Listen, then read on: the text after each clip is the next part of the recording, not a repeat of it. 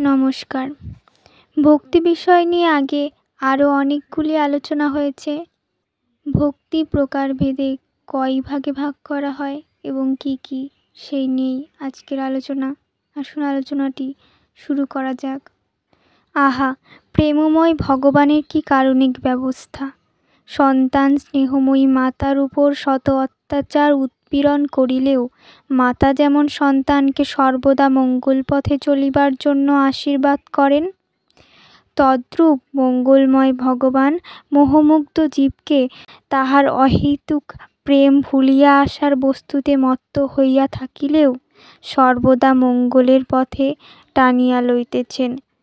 অনেক সময় বদ্ধজীব তাহার এই মঙ্গলময়ী ব্যবস্থার রহস্য উদ্ঘাটন করিতে পারে না, তাহাকে নিষ্ঠুর প্রভৃতি শব্দে বিশর্ষিত করে।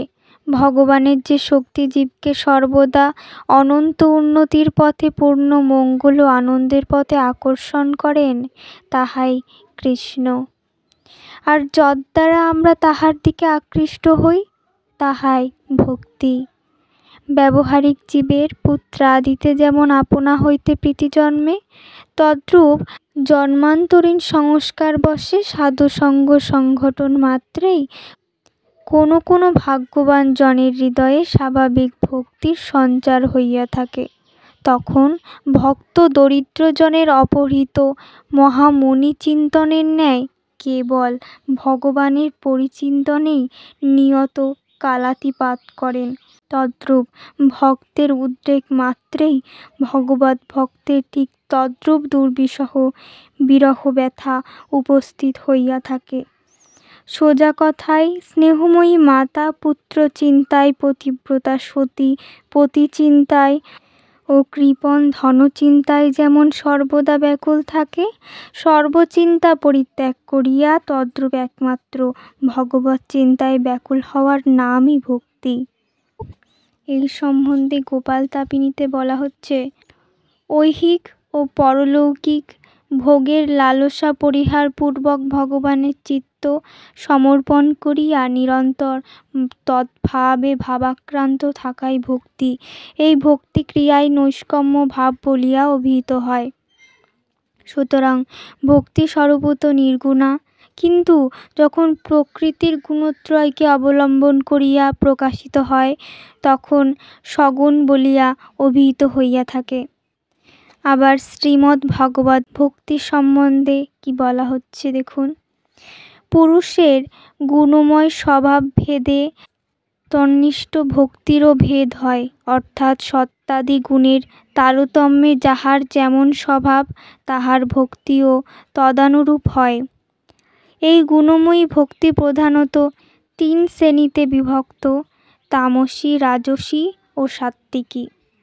এই ত্রিবিধ গুণময়ী ভক্তির প্রত্যেকটিও আবার 3 অংশে বিভক্ত হইয়া শাস্ত্রে নববিধা ভক্তি বলিয়া উল্লেখিত হইয়াছে। তামস স্বভাব ব্যক্তিগণ হিংসা, দম্ভ অথবা মতশৌর্যের বশীভূত হইয়া অন্যের অহিত সাধনার্থ ভগবানের ভক্তি করিয়া থাকে। এই সমুদয় ভিন্নদর্শী ব্যক্তিদিগের ভক্তি তামসী বলিয়া অভিহিত হয়। এর আগের শ্লোক থেকে আমরা জানলাম ভক্তি 3 প্রকার, যথা সত্ত্ব, রজ এবং তম। এবার শ্রী শ্রী ভগবান শ্রীকৃষ্ণ এই গুণত্রয়ের সম্বন্ধে ব্যাখ্যা করেছেন। যেমন তামস স্বভাব ব্যক্তিগণ হিংসা, দম্ভ অথবা মাৎসর্যের বশীভূত হইয়া অন্যের অহিত সাধনার্থে ভগবানের প্রতি ভক্তি করিয়া থাকে। এই সমুদয় ভিন্নদর্শী ব্যক্তিদিগের ভক্তি তামসী বলিয়া অভিহিত হয়, অর্থাৎ অন্যের অহিতের কারণে যে ভগবানের শরণাপন্ন হয়, এখানে তাকেই তামস স্বভাবের ভক্ত বলা হচ্ছে। আবার রজোগুণ স্বভাব ব্যক্তিগণ যশ অথবা ঐশ্বর্য লাভের অভিপ্রায়ে প্রমোদাতে ভগবানের আর্চনা করে, ইহারও ভক্তি ব্যতিরেকে অন্য বিষয়ে আকাঙ্ক্ষা করে, ইহাদের ভক্তি রাজসী বলিয়া অভিহিত হয়। অর্থাৎ যে ভক্ত ভক্তির কামনা ব্যতীত সংসারের বিষয় আশয়, টাকা পয়সা, আমোদ প্রমোদের প্রতি আসক্তি রেখে ভগবানের কাছে ওই সকলই প্রার্থনা করেন, সেই ভক্তকে আবার রাজসিক গুণ সম্পন্ন ভক্ত বলা হচ্ছে।